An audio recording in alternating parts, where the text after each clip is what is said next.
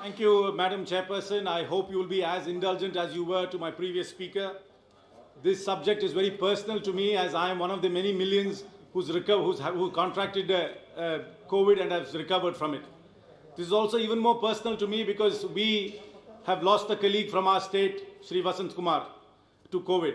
And it is actually because of the relief work he was carrying out. It is said that he contracted the virus and he passed away. So I'd like to remember him once again before I start. This government's handling of the COVID-19 crisis has been a series of stumbles, blunders and missteps.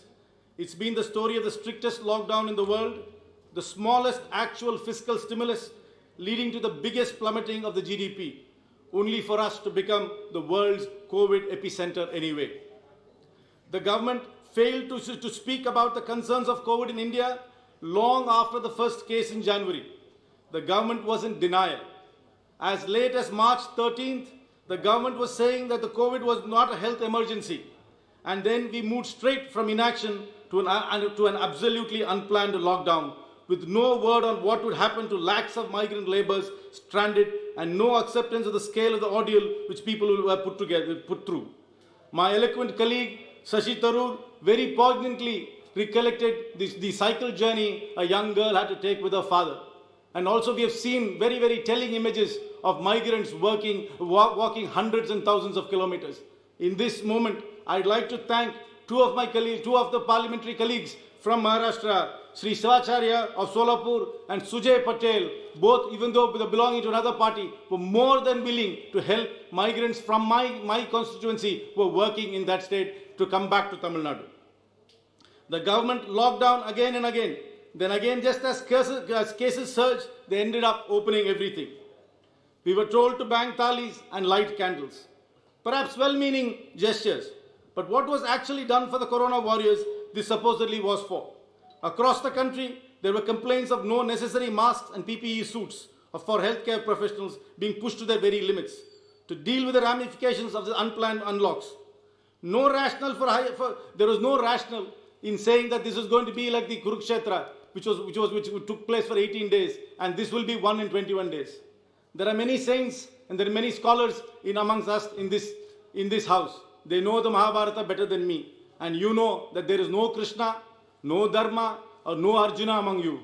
If at all, there is only an inexperienced and impetuous Abhimanyu who got caught in the Vayu Chakra, or the Chakra Vayu.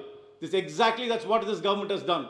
To its decisions of the demonetization and the unplanned lockdown has only been a Vayu Chakra which Abhimanyu got in and couldn't get out alive. This is exactly what this government has done.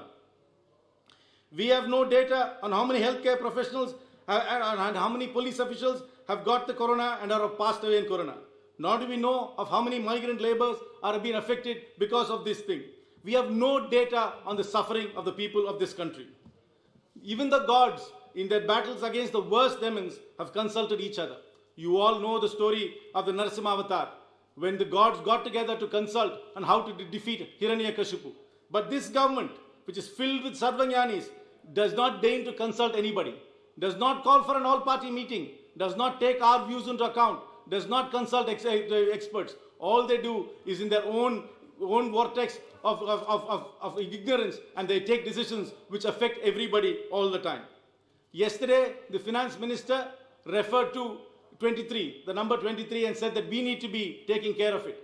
In fact, there is the number 23 is very important. She needs to be worried about the 23. The negative 23.9% negative growth in the economy because of the unplanned lockdown is what she should be worried. Instead of that, they are making political speeches, pointing at us and asking us to be worried about certain things. They say with great fanfare that they announced a 20 lakh crore package. I don't even know how many zeros are there in 20 lakh crores. This number is a maya. In my opinion, even Shakuntala Devi will not know how many zeros are there. Not one person I know has benefited from this 20 lakh crore. Who has benefited from this? This is just a complete maya which has been just announced in great fanfare. How much of this has actually reached people's hands?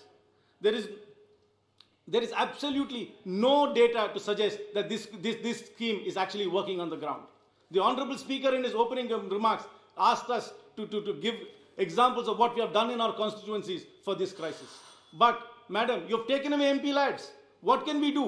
We don't have no direct funds to do anything. We could have done, if that funds were given to us, we could have directly intervened and helped our constituencies with the MP Lads funds. But this house and this government has taken away those funds from us. Now, making errors is understandable. This was an unprecedented situation after all. The question is, has this government learned from any of the mistakes? Are costly lessons from the mistakes made to take informed decisions in the future? To this, I ask the Honorable Health Minister. We are really depending on the vaccine to get us out of this crisis. We do not know when the vaccine will come. What is the capacity of India to manufacture the vaccines? What are the plans we have to import the vaccines? And how long will it take for us to get vaccines to vaccinate our entire population? And what is the distribution mechanism you have to get the vaccine to everybody? Even the most conservative estimates say it will take up to 2024 for the vaccines to reach everybody in India. Madam, the hop, skip, jump and shuffle of this government is no plan and strategy. People have no confidence in this government. The only thing we can do is pray. கடவுள் தான் காப்பாத்தணும். May God save us. Thank you. இந்த video உங்களுக்கு பிடிச்சிருந்தா please like and share பண்ணுங்க. மறக்காம எங்க சேனலை சப்ஸ்கிரைபும் பண்ணுங்க.